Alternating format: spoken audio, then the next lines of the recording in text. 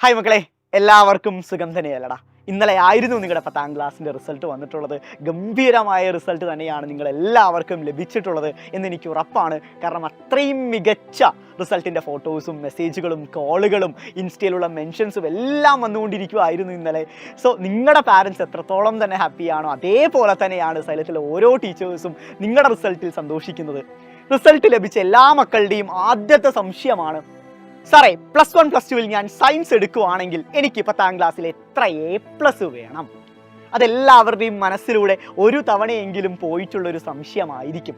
ആ ഒരു ചോദ്യത്തിനുള്ള ഉത്തരവായിട്ടാണ് ഞാനിപ്പോൾ വന്നിട്ടുള്ളത്.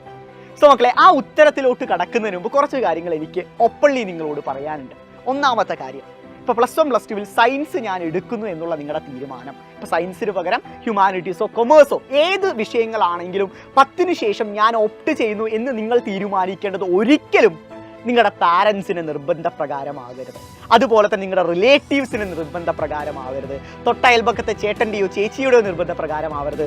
മറിച്ച് നിങ്ങൾ ഓരോരുത്തരും തന്നെ തീരുമാനിച്ച വിഷയം മാത്രം നിങ്ങൾ ഓപ്റ്റ് ചെയ്യുക.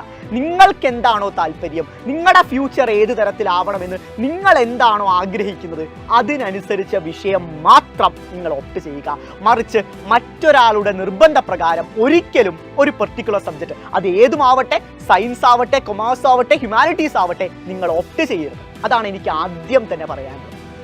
രണ്ടാമത്തെ കാര്യം എന്ന് പറഞ്ഞു വെച്ചാൽ, ഈ പറയുന്ന A+കളുടെ എണ്ണം മാത്രമല്ല നിങ്ങൾ ആഗ്രഹിക്കുന്ന സബ്ജക്റ്റുകളിലോട്ട് നിങ്ങളെ നയിക്കുന്ന അളവുകോൽ എന്ന് പറയുന്നത്. അതിലെ ഫസ്റ്റ് അളവുകോൽ എന്ന് പറഞ്ഞാൽ നിങ്ങളുടെ താല്പര്യം തന്നെയാണ്. അത് ഞാൻ കുറച്ച് മുൻപ് പറഞ്ഞതേ ഉള്ളൂ. ആ താല്പര്യത്തിന് ശേഷം മാത്രമേ A+കളുടെ അളവുകോൽ വരുന്നുള്ളൂ.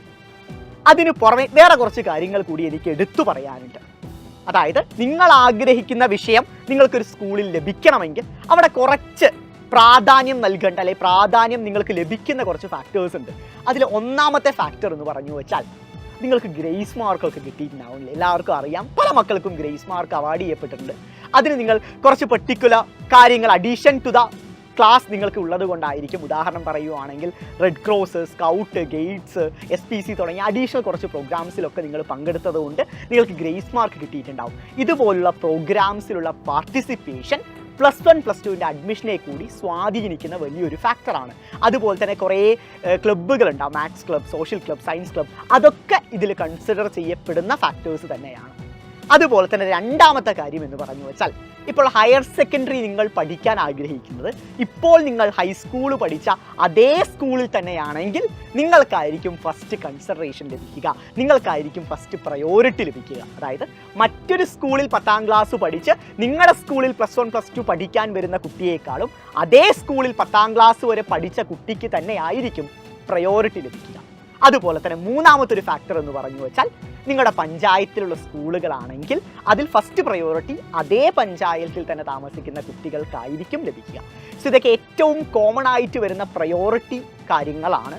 അതിനു പുറമെ നിങ്ങളേവരും ആഗ്രഹിക്കുന്ന, അല്ലെങ്കിൽ നിങ്ങളേവരും കേൾക്കാൻ കാത്തിരിക്കുന്ന A+കളുടെ എണ്ണത്തിനും അതിൻ്റേതായ പ്രാധാന്യമുണ്ട്. ഇപ്പോൾ നിങ്ങൾ ബയോളജി സയൻസ് ആണ് +1 +2 ഓപ്റ്റ് ചെയ്യാൻ ആഗ്രഹിക്കുന്നതെങ്കിൽ അതിൽ വരുന്ന കോർ സബ്ജക്റ്റുകളായ ഫിസിക്സ്, കെമിസ്ട്രി, മാത്സ്, ബയോളജി തുടങ്ങിയ സബ്ജക്റ്റുകൾക്കൊക്കെ നിങ്ങൾക്ക് A+ തന്നെയായിരിക്കും, സംശയം ഉണ്ടാവില്ല. സോ അതിൻ്റേതായ പ്രാധാന്യം ഈ പറയുന്ന A+കൾക്ക് കൂടിയുണ്ട്. അതുപോലെ തന്നെ സ്പെഷ്യൽ കോട്ടാസ് ഉണ്ടാവുമല്ലോ, അതിനും കൺസിഡറേഷനൊക്കെ ഉണ്ടാവും. മക്കളെ, ഈ കൺസിഡറേഷനുകളെല്ലാം അവിടെ നിലനിൽക്കുന്നെങ്കിൽ പോലും അൾട്ടിമേറ്റ്ലി നിങ്ങൾ ആഗ്രഹിച്ച കോഴ്സ് തന്നെ നിങ്ങൾ ചൂസ് ചെയ്യാൻ ശ്രമിക്കുക. അതായത്, ഇത്രയും തടസ്സങ്ങളുള്ളതിനാൽ തന്നെ ഞാൻ ഏതെങ്കിലും ഒരു കോഴ്സ് എൻ്റെ ഇഷ്ടത്തിനപ്പുറം മാർക്ക് ഏതെങ്കിലും A+കളുടെ ഒക്കെ കുറവ് മൂലം എനിക്ക് ആഗ്രഹമില്ലാതൊരു കോഴ്സ് ചൂസ് ചെയ്യുന്നു എന്ന തരത്തിലോട്ട് നിങ്ങൾ മാറരുത്. നിങ്ങൾ ആഗ്രഹിച്ച കോഴ്സ് തന്നെ നിങ്ങൾക്ക് ലഭിക്കും. കാരണം എന്താണ്, ഏകജാലകത്തിലൂടെയാണ് അഡ്മിഷൻ പ്രൊസീഡിങ്സ് നടക്കാൻ പോകുന്നത്. ഫസ്റ്റ് അലോട്ട്മെൻറ്റിൽ നിങ്ങൾ ആഗ്രഹിച്ച കോഴ്സ് കിട്ടിയില്ലെങ്കിൽ പോലും സെക്കൻഡിലും തേർഡിലും ആണെങ്കിൽ പോലും നിങ്ങൾക്ക് പ്രോപ്പർലി നിങ്ങൾ ആഗ്രഹിച്ച സ്കൂളുകളിൽ നിങ്ങൾ ആഗ്രഹിക്കുന്ന കോഴ്സ് എന്തായാലും അഡ്മിഷൻ കിട്ടും. മക്കളെ, കാത്തിരിക്കുക.